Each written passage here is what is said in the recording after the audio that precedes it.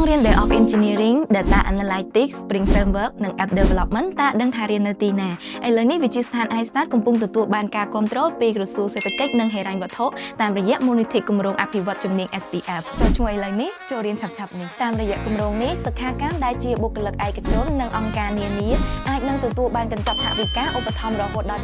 70% លើជំនាញសិក្សាធំៗចំនួន4ដែលកំពុងតែមានតម្រូវការទីផ្សារដូចជា Flutter App Development Backend Development with Spring Framework Day of Engineering និង Data Analytics តាមរយៈកញ្ចប់ថវិកានេះផងដែរគឺផ្ដល់ជូនជាពិសេសសម្រាប់សិក្ខាកាមដែលមានគោលបំណងចង់ពង្រឹងសមត្ថភាពវិជ្ជាជីវៈបង្កើនជំនាញនៅក្នុងវិស័យ IT និងត្រៀមខ្លួនសម្រាប់ឱកាសការងារកាន់តែល្អប្រសើរនាពេលអនាគត